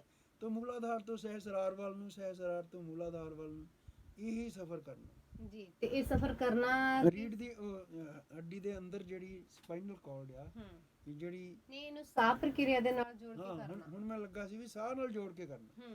ਹੁਣ ਸਾਹ ਭਰਦੇ ਜਾਓ ਔਰ ਨੀਚੇ ਵੱਲ ਨੂੰ ਤੁਰੇ ਜਾਓ, ਸਾਹ ਔਰ ਚਿੱਤ ਮਿਲਾ ਕੇ ਨੀਚੇ ਵੱਲ ਨੂੰ ਜਾਣਾ ਹੈ, ਗਿਆਨ ਕੇਂਦਰ ਤੋਂ ਸ਼ਕਤੀ ਕੇਂਦਰ ਵੱਲ ਨੂੰ ਜਾਣਾ ਹੈਗਾ ਔਰ ਨਿਚਲੇ ਸਿਰੇ ਤੱਕ ਪੁੱਜਣਾ। ਇੰਨਾ ਲੰਬਾ ਸਾਹ ਆਪਾਂ ਪੂਰਾ ਸਾਹ ਭਰਨ ਤੱਕ ਨੀਚੇ ਪੁੱਜ ਜਾਣਾ ਹੈ ਜੀ। ਔਰ ਫਿਰ ਸਾਹ ਛੱਡਦੇ ਹੋਏ ਨੀਚੇ ਤੋਂ ਉੱਪਰ ਵੱਲ ਨੂੰ ਤੁਰੇ ਆਉਣਾ, ਸਾਹ ਔਰ ਚਿੱਤ ਸਾਹ ਜੀ, ਉੱਪਰ ਜੇ ਵੱਲ ਨੂੰ। ਕਿਸੇ ਨੇ ਇਦਾਂ ਕਰ ਲਿਆ ਸਾਹ ਭਰਦੇ ਹੋਏ ਉੱਪਰ ਨੂੰ ਜਾਣ ਤਾਂ ਫਿਰ ਨਹੀਂ ਜੀ ਨਹੀਂ, ਤੁਸੀਂ ਜਿਵੇਂ ਮੈਂ ਦੱਸਦਾ ਹਾਂ ਉਸੇ ਢੰਗ ਨਾਲ ਕਰਨ ਦੀ ਜੀ। ਕੋਸ਼ਿਸ਼ ਮੈਂ ਕਿ ਕਰੋ। ਕਈਆਂ ਨੇ ਇਵੇਂ ਵੀ ਉਲਟ ਆਪਣੇ ਕਰ ਲੈਣਾ। ਮਨਮਰਜ਼ੀ ਕਿਉਂ ਕਰਨੀ ਹੈਗੀ? ਹੂੰ ਪਹਿਲਾਂ ਆਪਾਂ ਜਿਹੜੀ ਧਿਆਨ ਦੀ ਵਿਧੀ ਸਿੱਖ ਰਹੇ ਆ ਹੂੰ ਉਹ ਚ ਪਹਿਲਾਂ ਹੀ ਮਨਮਰਜ਼ੀਆਂ ਕਰਨ ਲੱਗ ਪਏ ਤਾਂ ਆਪਾਂ ਸਿਰੇ ਕਿਦੋਂ ਪਹੁੰਚਾਂਗੇ? ਆ ਵੀ ਉਹ ਸਹੀ ਚ ਹੈ। ਕਾਮਯਾਬੀ ਕਿੱਥੋਂ ਹਾਸਲ ਕਰਾਂਗੇ? ਬਿਲਕੁਲ ਬਿਲਕੁਲ। ਮਨਮਰਜ਼ੀ ਦਾ ਕੰਮ ਕਿਉਂਕਿ ਨਹੀਂਗਾ। ਮੈਂ ਤਾਂ ਕਿਹਾ ਕਈਆਂ ਨੂੰ ਵਿਸਰ ਜਾਣਾ, ਉਹਨਾਂ ਨੇ ਕਹਿਣਾ ਨਹੀਂ, ਕਿ ਇਦਾਂ ਵੀ ਹੋ ਪਲੀਜ਼ ਸਕਦਾ ਸੁਣੋ ਸਹੀ। ਜੀ। ਇਸੇ ਲਈ ਮੈਂ ਪਹਿਲਾਂ ਸਾਹ ਨਾਲ ਨਹੀਂ ਜੋੜ ਕੇ ਕੀਤਾ। ਪਹਿਲਾਂ ਕੱਲਾ ਹੀ ਧਿਆਨ ਨੂੰ ਨੀਚੇ ਤੋਂ ਉੱਪਰ ਵੱਲ ਲਗਾਏ, ਉੱਪਰ ਤੋਂ ਨੀਚੇ, ਨੀਚੇ ਤੋਂ ਉੱਪਰ, ਉੱਪਰ ਤੋਂ ਨੀਚੇ, ਆਸਾਨੀ ਦੇ ਨਾਲ ਉਦਾਂ ਹੋ ਸਕੇ। ਪਹਿਲਾਂ ਕੱਲਾ ਧਿਆਨ ਵੱਲ, ਕੱਲਾ ਚਿੱਤ ਜਿਹੜਾ ਵਾ ਨੀਚੇ ਤੋਂ ਉੱਪਰ ਵੱਲ, ਉੱਪਰ ਤੋਂ ਨੀਚੇ ਵੱਲ। ਹੁਣ ਚਿੱਤ ਜਮਾ ਸਾਂਸ, ਇਹ ਦੋਨੋਂ ਚੀਜ਼ਾਂ ਜੋੜ ਕੇ ਸਾਂਸ ਭਰਦੇ ਹੋਏ, ਸਾਂਸ ਜਿਵੇਂ ਜਿਵੇਂ ਅੰਦਰ ਜਾ ਰਿਹਾ ਹੈ ਤਿਵੇਂ ਤਿਵੇਂ ਚਿੱਤ ਔਰ ਸਾਂਸ ਦੋਨੋਂ ਮਿਲਾ ਕੇ ਨੀਚੇ ਵੱਲ ਨੂੰ ਅਸੀਂ ਮਤਲਬ ਸ਼ਕਤੀ ਕੇਂਦਰ ਵੱਲ ਨੂੰ, ਰੀੜ੍ਹ ਦੀ ਹੱਡੀ ਦੇ ਨਿਚਲੇ ਸਿਰੇ ਤੱਕ ਉਹ ਸਾਂਸ ਚਲਾ ਗਿਆ ਔਰ ਕਹਿ ਲਓ ਕਿ ਉੱਥੋਂ ਤੱਕ ਆਪਣੇ ਚਿੱਤ ਵਿੱਚ, ਚਿੱਤ ਔਰ ਸਾਂਸ ਮਿਲਾ ਕੇ ਨੀਚੇ ਪਹੁੰਚ ਗਿਆ ਜੀ। ਔਰ ਫਿਰ ਸਾਂਸ ਛੱਡਦੇ ਹੋਏ ਜਿਵੇਂ ਸਾਂਸ ਨੱਕ ਚੋਂ ਬਾਹਰ ਨੂੰ ਨਿਕਲਦਾ ਹੈ ਉਵੇਂ ਤਾਂ ਅਸੀਂ ਥੱਲਿਓਂ ਸਰੀਰ ਦੇ ਵਿੱਚੋਂ ਨੀਚੋਂ ਤੋਂ ਉੱਪਰ ਵੱਲ ਗਿਆਨ ਨੂੰ, ਕੇਂਦਰ ਵੱਲ ਨੂੰ ਜਾਣਾ। ਉੱਪਰ ਵੱਲ ਨੂੰ ਜਾਣਾ ਹੈ ਜੀ ਸਾਂਸ ਔਰ ਚਿੱਤ ਮਿਲਾ ਕੇ, ਸਾਂਸ ਛੱਡਦੇ ਹੋਏ ਉੱਪਰ ਵੱਲ ਨੂੰ ਜੀ ਔਰ ਸਾਂਸ ਭਰਦੇ ਹੋਏ ਨੀਚੇ ਵੱਲ। ਜੀ ਜੀ ਸਹੀ ਹੈ ਜੀ। ਹੁਣ ਇਸ ਨੂੰ ਅਸੀਂ ਕਹਿੰਦੇ ਆ ਅੰਤਰ ਯਾਤਰਾ। ਅੰਤਰ ਯਾਤਰਾ ਇਹਨੂੰ ਭਾਵੇਂ 2 ਲਫ਼ਜ਼ਾਂ 'ਚ ਕਹਿ ਲਓ, ਭਾਵੇਂ 5 ਮਿੰਟਾਂ 'ਚ ਕਰ ਲਓ, ਭਾਵੇਂ ਮਤਲਬ ਕਹਿੰਦਾ 2-4 ਮਿੰਟ 5 ਮਿੰਟ ਇਸ ਟਾਈਮ ਰੀੜ ਦੀ ਕਰਕੇ ਹੱਡੀ ਦਾ ਦੇਖੋ। ਕੋਈ ਵੀ ਨੁਕਸ ਵਾ ਔਰ ਬੈਕ ਦਾ ਵੀ ਤੋਂ ਇਹ ਸਾਰਾ ਇੰਨਾ ਇੱਕ ਜ਼ਬਰਦਸਤ ਪ੍ਰੋਸੈਸ ਆ, ਕੱਲਾ ਹੀ ਇੰਨਾ ਅੰਤਰ ਯਾਤਰਾ ਵਾਲਾ ਸਟੈਪ ਹੀ ਕੋਈ ਕਰਕੇ ਦੇਖ ਲਵੇ। ਜਿਸ ਬੰਦੇ ਦਾ ਬਹੁਤ ਜ਼ਿਆਦਾ ਸਿਰ ਦਰਦ ਦੁਖਦਾ ਕਰਦਾ ਰਹਿੰਦਾ, ਸਿਰ ਦਰਦ ਕਰਦਾ ਰਹਿੰਦਾ, ਸਿਰ ਮਾਈਗ੍ਰੇਨ ਦੀ ਪੇਨ ਆ, ਜਿਹੜਾ ਡਿਪਰੈਸ਼ਨ ਦਾ ਸ਼ਿਕਾਰ ਆ, ਜਿਹਨੂੰ ਟੈਨਸ਼ਨ ਤਣਾਅ ਆ, ਤਾਂ ਬੜਾ ਹੀ ਪਰੇਸ਼ਾਨ ਹੈਗਾ, ਉਸ ਨੂੰ ਰਾਹਤ ਬੜੀ ਮਿਲਦੀ ਆ ਜੀ, ਰਿਲੈਕਸੇਸ਼ਨ ਬੜੀ ਮਿਲਦੀ ਹੈਗੀ ਇਹਦੇ ਨਾਲ। ਔਰ ਸਿਰ ਦਰਦ ਤੋਂ ਤੁਸੀਂ ਇਹ 10 ਮਿੰਟ ਬਸ ਯਤਨ ਇਹ ਕਰੋ ਕਿ ਜਦੋਂ ਸਾਂਸ ਨਾਲ ਜੋੜ ਕੇ ਕਰੋਗੇ ਤੇ ਸਾਂਸ ਘੁੱਟਣ ਭਰਿਆ ਨਹੀਂ ਹੋਣਾ ਚਾਹੀਦਾ ਵੀ ਘੁੱਟਣ ਭਰੇ ਤੰਗ ਜਿਹਾ ਕਮਰੇ 'ਚ ਤੁਸੀਂ ਬੈਠੇ ਜਿੱਥੇ ਹਵਾ ਵੀ ਨਹੀਂ ਹੈ, ਤਾਜ਼ੀ ਹਵਾ 'ਚ ਬੈਠ ਕੇ ਕਰਨਾ ਹੈਗਾ, ਖੁੱਲੇ ਵਾਤਾਵਰਨ ਤੇ ਜਿੱਥੇ ਸਵੇਰੇ ਕੀਤਾ ਜਾਵੇ ਤਾਂ ਜ਼ਿਆਦਾ ਵਧੀਆ। ਜੇ ਤੁਸੀਂ ਛੱਤ ਤੇ ਬੈਠ ਕੇ ਕਰੋ ਤਾਂ ਕਿਆ ਹੀ ਕਹਿਣਾ, ਤਾਂ ਉੱਥੇ ਤੁਸੀਂ ਤਾਜ਼ੀ ਹਵਾ 'ਚ ਸਵੇਰ ਦੇ ਸਮੇਂ ਬੈਠ ਕੇ ਕਰੋ। ਔਰ ਉਹ ਜਦੋਂ ਤਾਜ਼ੀ ਹਵਾ ਤੁਹਾਡੇ ਅੰਦਰ ਨਾਲ ਨਾਲ ਜਾਣੀ ਆ, ਨਾਲ ਨਾਲ ਤੁਸੀਂ ਕੇਵਲ ਤੇ ਕੇਵਲ ਇੱਕ ਸੀਮਤ ਜਿਹੇ ਹਿੱਸੇ ਵਿੱਚ ਸਫ਼ਰ ਕਰਨਾ ਹੈਗਾ, ਤਾਂ ਫਿਰ ਉਸ ਦਾ ਤੁਹਾਨੂੰ ਵੱਖਰਾ ਹੀ ਲਾਭ ਪੁੱਜਣਾ, ਵੱਖਰਾ ਹੀ ਫਾਇਦਾ ਪੁੱਜਣਾ, ਵੱਖਰੀ ਉਹਦੇ ਪ੍ਰਭਾਵ ਆ ਜੀ। ਤਾਂ ਤੁਸੀਂ ਦੇਖੋਗੇ ਕਿ ਤੁਹਾਡਾ ਮਾਈਂਡ ਬੜਾ ਹੀ ਕੂਲ ਔਰ ਰਿਲੈਕਸ ਹੋ ਜਾਊਗਾ, ਚਿੰਤਾ ਮੁਕਤ ਹੋ ਜਾਊਗਾ, ਪਰੇਸ਼ਾਨੀ ਮੁਕਤ ਹੋ ਜਾਊਗਾ, ਦਰਦ ਮੁਕਤ ਹੋ ਜਾਊਗਾ, ਸਿਰ ਦਰਦ ਦੀ ਪ੍ਰੋਬਲਮ ਦੂਰ ਹੋ ਜਾਊਗੀ। ਸੋ ਇਹ ਅੰਤਰ ਯਾਤਰਾ ਇੱਕ ਐਡਾ ਜ਼ਬਰਦਸਤ ਹੈਗਾ ਵਾ ਸਟੈਪ ਕਿ ਇਹਦੇ ਨਾਲ ਤੁਹਾਨੂੰ ਸਿਰ ਦੀ ਕੋਈ ਵੀ ਪ੍ਰੋਬਲਮ ਆ, ਮਾਈਂਡ ਦੀ ਕੋਈ ਵੀ ਪ੍ਰੋਬਲਮ ਆ, ਉਹ ਤੁਹਾਡੀਆਂ ਘਟਣੀਆਂ ਸ਼ੁਰੂ ਹੋ ਜਾਣਗੀਆਂ। ਬਿਲਕੁਲ, ਕਿਉਂਕਿ ਧਿਆਨ ਡਿਵਰਟ ਹੋ ਜਾਣਾ ਨਾ, ਉਸ ਬੰਨੇ ਧਿਆਨ ਨਿਕਲ ਜਾਣਾ, ਉਹਦੇ ਨਾਲ ਸੈੱਟ ਹੋ ਜਾਣਾ ਸਾਰਾ। ਸੋ ਇਸ ਢੰਗ ਨਾਲ ਜਿੱਦਾਂ ਇੱਕ ਕੱਛੂ ਕੁੰਮਾ ਹੁੰਦਾ ਆ, ਉਹਨੇ ਪਹਿਲਾਂ ਉਹਦੀਆਂ ਲੱਤਾਂ ਬਾਹਾਂ ਬਾਹਰ ਵਾ ਪੂਰਾ ਫੈਲਿਆ ਹੋਇਆ ਵਾ ਜੀ, ਫਿਰ ਕੀ ਕਰਦਾ ਉਹ ਸਾਰੇ ਬਾਜ਼ੂ ਵੀ ਅੰਦਰ ਸਮੇਟ ਲੈਂਦਾ ਵਾ, ਲੱਤਾਂ ਵੀ ਪੈਰ ਵੀ, ਇੱਕ ਪਾਥੀ ਜਿਹਾ ਬਣ ਜਾਂਦਾ ਹੈਗਾ, ਉਹ ਆਪਣੇ ਆਪ ਨੂੰ ਸੀਮਿਤ ਕਰ ਲੈਂਦਾ।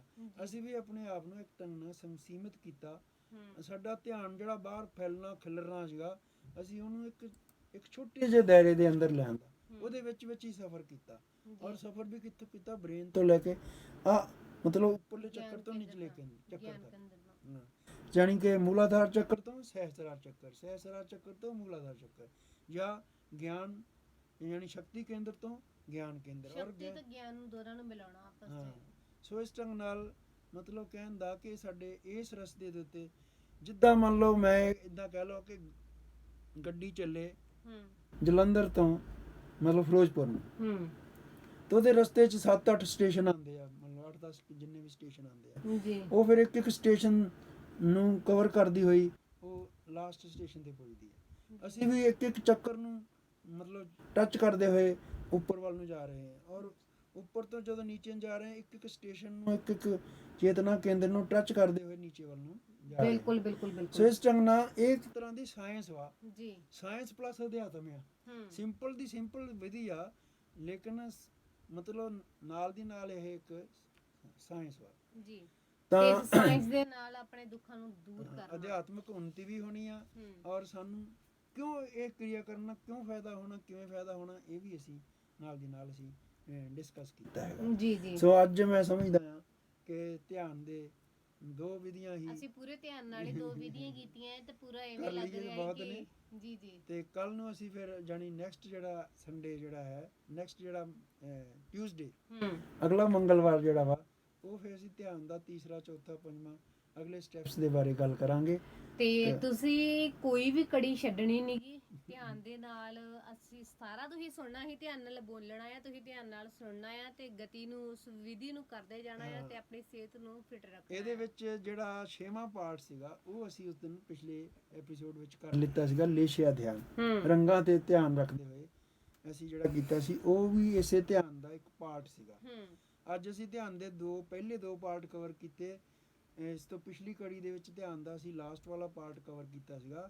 ਹੁਣ ਜਿਹੜੇ ਬਾਕੀ ਦੇ ਪਾਰਟਸ ਵਾ ਅਸੀਂ ਯਤਨ ਕਰਾਂਗੇ ਕਿ ਅਗਲੀ ਕੜੀ ਦੇ ਵਿੱਚ ਉਹਨਾਂ ਨੂੰ ਕੰਪਲੀਟ ਕੀਤਾ ਜਾਵੇ, ਮੁਕੰਮਲ ਕਰਨ ਦੀ ਕੋਸ਼ਿਸ਼ ਕੀਤੀ ਜਾਵੇ। ਜੀ ਜੀ। ਤੇ ਸਰ ਜੀ ਬਹੁਤ ਬਹੁਤ ਸ਼ੁਕਰੀਆ ਕਿ ਤੁਸੀਂ ਸਰੋਤਿਆਂ ਨਾਲ ਇੰਨੀ ਬਰੀਕੀ ਦੇ ਨਾਲ ਸਾਂਝ ਪਾਏ ਤੇ ਉਹਨਾਂ ਨੇ ਵੀ ਬੜਾ ਬਰੀਕੀ ਦੇ ਨਾਲ ਸੁਣਿਆ ਵੀ ਆ। ਤੇ ਰਮਨ ਵਰਮਾ ਜੀ ਕਹਿ ਰਹੇ ਨੇ ਕਿ ਸਤਿ ਸ਼੍ਰੀ ਅਕਾਲ ਭੈਣ ਜੀ ਤੇ ਡਾਕਟਰ ਸਾਹਿਬ, ਮੈਂ ਪੂਰਾ ਪ੍ਰੋਗਰਾਮ ਸੁਣ ਰਿਹਾ ਤੇ ਸਾਰੇ ਸਰੋਤਿਆਂ ਨੂੰ ਵੀ ਸਤਿ ਸ਼੍ਰੀ ਅਕਾਲ ਬੜੀ ਬਰੀਕੀ ਨਾਲ। ਜਿਨ੍ਹਾਂ ਨੇ ਵੀ ਬੜੇ ਵੀ ਧਿਆਨ ਨਾਲ ਅਟੈਂਡ ਕੀਤਾ ਆ ਇਹ ਪ੍ਰੋਗਰਾਮ, ਸਾਰੇ ਹੀ ਸਰੋਤਿਆਂ ਦਾ ਬਹੁਤ ਬਹੁਤ ਧੰਨਵਾਦ ਜੀ। ਤੁਹਾਡੇ ਬੈਠਣ ਦੀ ਪ੍ਰਕਿਰਿਆ ਨੂੰ ਲੈ ਕੇ ਸੁਖਵੀਰ ਕਹਿੰਦਾ ਹੈ ਕਿ ਜਿਵੇਂ ਮੈਂ ਬੈਠਦਾ ਹੋਵੇ ਸਰ ਤੁਸੀਂ ਦੱਸਦੇ ਨੇ ਕਿ ਬਿਲਕੁਲ ਸਿੱਧਾ ਬੈਠਦਾ ਆ। ਬਿਲਕੁਲ ਸਿੱਧਾ ਬੈਠਣਾ ਇਹ ਤਾਂ ਬਹੁਤ ਜ਼ਰੂਰੀ ਆ ਜੀ। ਤੇ ਜੇ ਕੁੱਬ ਪਾ ਕੇ ਬੈਠਾਂਗੇ ਫਿਰ ਤਾਂ ਜੇ ਹੁਣ ਪਾਣੀ ਜੇ ਸਿੱਧਾ ਤਾਂ ਹੀ ਜਾਊਗਾ ਨਾ ਜੀ। ਜਦੋਂ ਅਸੀਂ ਆ ਅੰਤਰ ਯਾਤਰਾ ਕੀਤੀ ਤਾਂ ਹੀ ਵਧੀਆ ਢੰਗ ਨਾਲ ਸਮੂਥਲੀ ਹੋਊਗਾ ਨਾ। ਜੀ ਜੀ। ਤੇ ਜੇ ਉਹ ਚ ਬਲ ਫਰੇਵ ਜੇ ਹੋਣਗੇ ਤਾਂ ਉਹਨਾਂ ਸਮੂਥਲੀ ਨਹੀਂ ਜਾ ਪਾਊਗਾ। ਇਸ ਕਰਕੇ ਨਾਲੇ ਫਿਰ ਉਹ ਜਦੋਂ ਅੱਗੇ ਨੂੰ ਝੁਕ ਗਏ ਤਾਂ ਭਾਰ ਤੇ ਪਿੱਠ ਤੇ ਪੈ ਗਿਆ ਜੀ, ਸਰੀਰ ਦਾ ਬੋਝ ਜਿਹੜਾ ਵਾ ਨਿਚਲੇ ਮਣਕਿਆਂ ਦੇ ਉੱਤੇ ਪੈ ਗਿਆ ਜੀ। ਔਰ ਫਿਰ ਉਹ ਧਿਆਨ ਤੇ ਤੁਹਾਡਾ ਉਸ ਪਾਸੇ ਕਮਰ ਦਰਦ ਵੱਲ ਸਿੱਧਾ ਜਦੋਂ ਅਸੀਂ ਬੈਠਾਂਗੇ ਤੇ ਫਿਰ ਜਿੱਦਾਂ ਜਿਹੜਾ ਸਿੱਧਾ ਖੰਭਾ ਵਾ ਨਾ ਉਹ ਕਦੇ ਨਹੀਂ ਡਿੱਗੂਗਾ। ਭਾਵੇਂ ਅੱਜ ਕੱਲ ਅਸੀਂ ਬਾਹਰ ਦੇਖਦੇ ਆ ਕਿ 80 90 100 ਮੰਜ਼ਲਾ ਬਿਲਡਿੰਗਾਂ ਆ, ਉਹਨਾਂ ਦੀ ਖੂਬੀ ਕੀ ਆ ਕਿ ਉਹਨਾਂ ਦੇ ਜਿਹੜੇ ਪਿੱਲਰ ਵਾ ਬਿਲਕੁਲ ਸਟ੍ਰੇਟ ਆ। ਅਸੀਂ ਵੀ ਸਿੱਧਾ ਸਰੀਰ ਰੱਖਾਂਗੇ ਤੇ ਉੱਚ ਛੇਤੀ ਸਾਨੂੰ ਉਹਦਾ ਲਾਭ ਹੋਊਗਾ। ਬਿਲਕੁਲ। ਤੇ ਰਾਮਜੀਤ ਖੰਗੂਰਾ ਸਾਹਿਬ ਕਹਿ ਰਹੇ ਨੇ ਸਤਿ ਸ਼੍ਰੀ ਅਕਾਲ ਭੈਣ ਜੀ ਤੇ ਡਾਕਟਰ ਸ਼੍ਰੀ ਧਰਮਪਾਲ ਜੀ ਨੂੰ ਵੀ ਸਤਿ ਸ਼੍ਰੀ ਅਕਾਲ। ਤੇ ਵੈਸੇ ਇਹ ਫੇਸਬੁੱਕ ਤੋਂ ਇੱਧਰ ਹੋ ਕੇ ਤੇ ਰੇਡੀਓ ਤੇ ਪੂਰਾ ਸੁਣ ਰਹੇ ਨੇ ਪ੍ਰੋਗਰਾਮ। ਇਹ ਇੱਕ ਪਿਛਲੇ ਭਾਈ ਸਾਹਿਬ ਨੇ ਇੱਕ ਵਾਰੀ ਕਿਹਾ ਸੀਗਾ ਕਿ ਤੁਸੀਂ ਜੀ ਪ੍ਰੋਗਰਾਮ ਦਿੰਦੇ ਤੁਸੀਂ ਤਾਂ ਅੱਖਾਂ ਖੋਲੀਆਂ ਹੋਈਆਂ ਵਾ। ਗੱਲ ਉਹਨਾਂ ਦੀ ਦੇਖੋ ਜਾਇਜ਼ ਵਾ ਕਿ ਜਿਹਨੂੰ ਅਸੀਂ ਕਰਾਉਣਾ ਆ ਜੇ ਅਸੀਂ ਉਹਨਾਂ ਨੂੰ ਆਬਜ਼ਰਵ ਨਹੀਂ ਕਰਨਾ ਮੰਨ ਲਓ ਤੇ ਫਿਰ ਕਰਾਉਣ ਦਾ ਕੀ ਫਾਇਦਾ। ਬਿਲਕੁਲ ਉਹਨਾਂ ਨੂੰ ਦੇਖਣਾ ਵੀ ਸੋ ਮਤਲਬ ਜਿਹੜਾ ਬੰਦਾ ਦੱਸ ਰਿਹਾ ਆ ਉਹਨੇ ਬਾਕੀ ਜਿਨ੍ਹਾਂ ਬੰਦਿਆਂ ਨੂੰ ਗਾਈਡ ਕਰ ਰਿਹਾ ਆ ਉਹ ਉਹਨਾਂ ਨੂੰ ਆਬਜ਼ਰਵ ਕਰੂਗਾ ਕਿਤੇ ਕੋਈ ਐਵੇਂ ਖੁਰਕੀ ਤੇ ਨਹੀਂ ਜਾਂਦਾ, ਕੋਈ ਟੇਢਾ ਤਾਂ ਨਹੀਂ ਹੋਇਆ, ਇਹਦਾ ਸਿਰ ਤੇ ਨਹੀਂ ਲਟਕ ਗਿਆ, ਕੋਈ ਸੌਂ ਤਾਂ ਨਹੀਂ ਗਿਆ, ਤਾਂ ਉਹਨਾਂ ਦਾ ਸਭ ਦਾ ਨੋਟਿਸ ਲੈਣਾ ਹੁੰਦਾ। ਇਸ ਕਰਕੇ ਜਿਹੜਾ ਦੱਸਣ ਵਾਲਾ ਬੰਦਾ ਆ ਉਹਦੀਆਂ ਤਾਂ ਅੱਖਾਂ ਖੁੱਲੀਆਂ ਹੋਣਗੀਆਂ। ਹਾਂ ਜਦੋਂ ਮੈਂ ਬੈਠ ਕੇ ਇਕੱਲਾ ਆਪਣਾ ਧਿਆਨ ਕਰੂੰਗਾ ਤਾਂ ਉਦੋਂ ਮੇਰੀ ਅੱਖ ਕਿੱਦਾਂ ਖੁੱਲ ਜੂਗੀ, ਉਦੋਂ ਮੈਂ ਬੁੱਤ ਤੋਂ ਕਿੱਦਾਂ ਹਿੱਲ ਜਾਊਂਗਾ, ਠੀਕ ਆ ਨਾ। ਲੇਕਿਨ ਜਦੋਂ ਮੈਂ ਇੱਕ ਇੱਕ ਪੁਆਇੰਟ ਨੂੰ ਖੋਲ ਕੇ ਵਿਸਤਾਰ ਨਾਲ ਦੱਸਣਾ ਸਮਝਾਉਣਾ ਹੈਗਾ ਤਾਂ ਉਦੋਂ ਤਾਂ ਮੇਰੀ ਅੱਖ ਜਿਹੜੀ ਆ ਦੱਸਣ ਦੇ ਦੌਰਾਨ ਤਾਂ ਖੁੱਲੀ ਹੋਊਗੀ। ਲੇਕਿਨ ਜਿਹੜੇ ਸਰੋਤੇ ਕਰ ਰਹੇ ਸੁਣ ਰਹੇ ਆ ਉਹਨਾਂ ਨੂੰ ਇਸ ਚੀਜ਼ ਦੀ ਹਦਾਇਤ ਆ ਕਿ ਬਈ ਤੁਸੀਂ ਸਿੱਧੇ ਬੈਠਣਾ ਹੈਗਾ, ਤੁਸੀਂ ਅੱਖਾਂ ਬੰਦ ਕਰਕੇ ਬੈਠਣਾ ਹੈਗਾ ਔਰ ਜਿਵੇਂ ਜਿਹੜੇ ਰੰਗ ਤੇ ਧਿਆਨ ਕਰਨ ਲਈ ਤੁਹਾਨੂੰ ਕਿਹਾ ਜਾਂਦਾ ਉਸ ਰੰਗ ਤੇ ਧਿਆਨ ਕਰਦੇ ਹੋਏ ਤੁਸੀਂ ਅੱਗੇ ਵਧਣਾ ਹੈਗਾ। ਇਦਾਂ ਹੀ ਜਿਹੜੇ ਸਟੈਪ ਦੇ ਵਿੱਚ ਜੋ ਵੀ ਕਦਮ ਉਠਾਉਣ ਲਈ ਤੁਹਾਨੂੰ ਕਿਹਾ ਜਾਂਦਾ ਉਸ ਢੰਗ ਨਾਲ ਤੁਸੀਂ ਕਰਨ ਦੀ ਕੋਸ਼ਿਸ਼ ਕਰੋ। ਬਿਲਕੁਲ। ਤੇ ਜਦੋਂ ਅਸੀਂ ਧਿਆਨ ਰੱਖਾਂਗੇ ਕਿ ਕਰ ਰਿਹਾ ਕੋਈ ਨਹੀਂ ਮਹਿਸੂਸ ਕਰ ਰਿਹਾ ਤੇ ਜੇ ਉਹ ਅਸੀਂ ਧਿਆਨ ਤੱਕ ਫੇਕਣਾ ਵੀ ਸਰ ਨੇ ਸਾਨੂੰ ਉਦੋਂ ਦੇਖਿਆ ਨਹੀਂ, ਸਾਨੂੰ ਕਿਹਾ ਨਹੀਂ ਹੈ ਨਾ। ਸੋ ਇਸ ਲਈ ਇਹ ਜਗਿਆਸਾ ਵੀ ਹੋਣੀ ਚਾਹੀਦੀ ਹੈ। ਤੇ ਬਹੁਤ ਬਹੁਤ ਸ਼ੁਕਰੀਆ ਕਿ ਤੁਸੀਂ ਇਹ ਸਵਾਲ ਕੀਤਾ ਤੇ ਬਹੁਤਿਆਂ ਨੇ ਹੋਰ ਤਰ੍ਹਾਂ ਵੀ ਸੋਚਿਆ ਹੋਣਾ, ਉਹਨਾਂ ਨੂੰ ਵੀ ਸਹੀ ਹੈ। ਅਸੀਂ ਆਪਣੇ ਯੋਗ ਕੇਂਦਰ ਦੇ ਉੱਤੇ ਵੀ ਜਦੋਂ ਕਰਾਉਂਦੇ ਆ ਅਸਲ ਐਕਚੁਅਲੀ ਕੀ ਹੁੰਦਾ ਆ ਹੁਣ ਜੇ ਸਰੋਤਿਆਂ ਦੇ ਹੋਰ ਵੀ ਮੈਂ ਸਪਸ਼ਟ ਕਰ ਦੇਵਾਂ ਕਿ ਕਰਾਉਣ ਵਾਲੇ ਬੰਦੇ ਨੂੰ ਲਾਭ ਘੱਟ ਹੁੰਦਾ। ਯੋਗ ਅਸੀਂ ਕਰਾਉਂਦੇ ਆ, ਅਸੀਂ ਬੈਂਚ ਤੇ ਬੈਠੇ ਆ, ਅਸੀਂ ਉਹਨਾਂ ਨੂੰ ਕਰਾ ਰਹੇ ਆ, ਉਹ ਕਰਾ ਰਹੇ ਆ ਤੇ ਨਾਲੇ ਤਾਂ ਬੋਲ ਰਹੇ ਆ, ਮੂੰਹ ਰਾਹੀਂ ਸਾਡੀ એનર્ਜੀ ਜਿਹੜੀ ਆ ਉਹ ਖਪਤ ਹੋ ਰਹੀ ਆ ਜੀ। ਤੇ ਦੂਸਰਾ ਮਤਲਬ ਦੂਸਰੇ ਸਰੋਤੇ ਸੁਣ ਕੇ ਕਰ ਰਹੀ ਜਾ ਰਹੇ, ਪੂਰਾ ਲਾਭ ਉਠਾ ਰਹੇ ਆ। ਫਿਰ ਦੂਸਰਾ ਅਸੀਂ ਦੇਖਣਾ ਵੀ ਆ ਕਿ ਕੋਈ ਬੰਦਾ ਗਲਤ ਤਾਂ ਨਹੀਂ ਕਰਦਾ। ਜੇ ਅਸੀਂ ਬੋਲਦੇ ਹੋਏ ਤੇ ਦੂਸਰੇ ਬੰਦੇ ਗਲਤ ਕਰੀ ਜਾ ਰਹੇ ਫਿਰ ਕਰਾਉਣ ਵਾਲੇ ਨੂੰ ਇਸ ਦਾ ਦੋਸ਼ ਜਾਂਦਾ ਹੈ। ਇਸ ਕਰਕੇ ਅਸੀਂ ਨੋਟਿਸ ਵੀ ਲੈਣਾ, ਬੋਲਣਾ ਵੀ ਆ, ਸਹੀ ਢੰਗ ਨਾਲ ਪੂਰੀਆਂ ਹਦਾਇਤਾਂ ਵੀ ਦੇਣੀਆਂ ਹੁੰਦੀਆਂ ਔਰ ਨਾਲ ਦੀ ਨਾਲ ਦੇਖ ਕੇ ਜੇ ਅਸੀਂ ਕਰੇਗੇ ਫਿਰ ਇਹਨਾਂ ਨੇ ਕਿਹੜਾ ਸਾਨੂੰ ਪਤਾ ਨੋਟਿਸ ਵੀ ਲੈਣਾ ਕਿ ਜੇ ਸਾਹਮਣੇ 20 ਬੰਦੇ ਬੈਠੇ ਆ 50 ਬੰਦੇ ਬੈਠੇ ਆ ਉਹ ਸਾਰੇ ਦੇ ਸਾਰੇ ਸਹੀ ਕਰਨ। ਹੂੰ ਤੇ ਜੇ ਨਹੀਂ ਤਾਂ ਫਿਰ ਇੱਕ ਫਾਰਮੈਲਿਟੀ ਹੈ, ਜਿੱਦਾਂ ਇੱਕ ਟੀਚਰ ਉਹ ਬੋਲੀ ਜਾਵੇ ਬੋਰਡ ਦੇ ਉੱਤੇ ਲਿਖੀ ਜਾਵੇ, ਬੱਚੇ ਸੁਣਦੇ ਕਿ ਨਹੀਂ ਸੁਣਦੇ, ਉਹ ਬੱਚਿਆਂ ਦਾ ਨੋਟਿਸ ਨਹੀਂ ਲਵੇ ਕਿ ਸਾਰੇ ਬੱਚੇ ਧਿਆਨ ਨਾਲ ਲਿਖ ਰਹੇ, ਸੁਣ ਰਹੇ ਆ ਕਿ ਨਹੀਂ ਸੁਣ ਰਹੇ। ਤਾਂ ਇਸੇ ਢੰਗ ਨਾਲ ਜਦੋਂ ਅਸੀਂ ਮੈਡੀਟੇਸ਼ਨ ਟੈਕਨੀਕ ਸਮਝਾਉਣ ਬਾਰੇ ਕੋਈ ਗੱਲ ਕਰਨੀ ਹੈ ਜੀ ਤਾਂ ਉਸ ਵੇਲੇ ਅਸੀਂ ਮਤਲਬ ਸਾਰਿਆਂ ਦਾ ਨੋਟਿਸ ਲੈਣਾ ਹੁੰਦਾ ਕਿ ਉਹ ਸਹੀ ਢੰਗ ਨਾਲ ਕਰਨ, ਉਸੇ ਢੰਗ ਨਾਲ ਉਹਦਾ ਪੂਰਾ ਲਾਭ ਉਠਾਉਣ। ਬਿਲਕੁਲ ਜੀ ਬਿਲਕੁਲ। ਸਾਨੂੰ ਉਹਦਾ ਲਾਭ ਘੱਟ ਹੋਣਾ, ਅੱਧਾ ਰਹਿ ਜਾਣਾ ਸਾਡਾ ਲਾਭ। ਸਾਡੀ ਤਾਂ એનર્ਜੀ ਵੀ ਖਤਮ ਹੋ ਗਈ, ਸਾਡਾ ਦੇਖਣ ਵਾਲੇ ਪਾਸੇ ਵੀ ਧਿਆਨ ਗਿਆ, ਸਾਡਾ ਕਰਨ ਵਾਲੇ ਪਾਸੇ ਧਿਆਨ ਨਹੀਂ ਗਿਆ। ਪੂਰਾ ਕੇਂਦਰਿਤ ਨਹੀਂ ਤਾਂ ਅਸੀਂ ਫਿਰ ਜਿਹੜਾ ਇਹ ਕਰਨ ਦਾ ਕੰਮ ਕਰਨਾ ਹੁੰਦਾ ਉਹ ਅੱਗੋਂ ਪਿੱਛੋਂ ਕਰਨਾ ਹੁੰਦਾ ਜੀ ਜੀ ਤਾਂ ਕਿ ਸਾਨੂੰ ਵੀ ਜਿਹੜਾ ਪੂਰਾ ਲਾਭ ਮਿਲੇ। ਬਿਲਕੁਲ ਜੀ। ਤੇ ਲਾਭ ਤੁਸੀਂ ਵੀ ਲਵੋ ਤੇ ਸਰ ਹੁਣੀ ਕੀ ਕਰਵਾ ਰਹੇ ਨੇ, ਕਿਵੇਂ ਕਰਵਾ ਰਹੇ ਨੇ, ਤੇ ਦੱਸਿਆ ਵੀ ਕਰੋ ਜੇ ਕੀਤਾ ਹੈ ਤੇ ਫਿਰ ਕੀ ਬੈਨੀਫਿਟ ਤੁਹਾਨੂੰ ਹੋਇਆ। ਤੇ ਸਰ ਜੀ ਬਹੁਤ ਬਹੁਤ ਸ਼ੁਕਰੀਆ ਕਿ ਤੁਸੀਂ ਚੇਚਾ ਤੌਰ ਤੇ ਆਏ ਹੋ ਤੇ ਸਾਡੇ ਸਰੋਤਿਆਂ ਦੇ ਨਾਲ ਵਿਚਾਰਾਂ ਦੀ ਸਾਂਝ ਪਾਈ। ਫਿਰ ਤਾਂ ਸਾਰੇ ਸਰੋਤਿਆਂ ਦਾ ਬਹੁਤ ਬਹੁਤ ਧੰਨਵਾਦ ਜੀ, ਜਿਨ੍ਹਾਂ ਨੇ ਪਿਆਰ ਸਹਿਤ ਸੁਣਿਆ। ਜੀ ਜੀ ਬਹੁਤ ਬਹੁਤ ਸ਼ੁਕਰੀਆ ਜੀ। ਸੋ ਲੋ ਜੀ, ਅੱਜ ਦਾ ਪ੍ਰੋਗਰਾਮ ਇੱਥੇ ਹੀ ਸਮੇਟਦੇ ਹਾਂ, ਕੱਲ ਮਿਲਾਂਗੇ। ਤਦ ਤੱਕ ਦੇ ਲਈ ਸਾਰਿਆਂ ਨੂੰ ਸਤਿ ਸ਼੍ਰੀ ਅਕਾਲ। ਹੱਸਦੇ ਰਹੋ, ਵਸਦੇ ਰਹੋ, ਖੁਸ਼ ਰਹੋ, ਆਬਾਦ ਰਹੋ। ਸਰ ਜੀ ਬੜੇ ਚਿਰਾਂ ਬਾਅਦ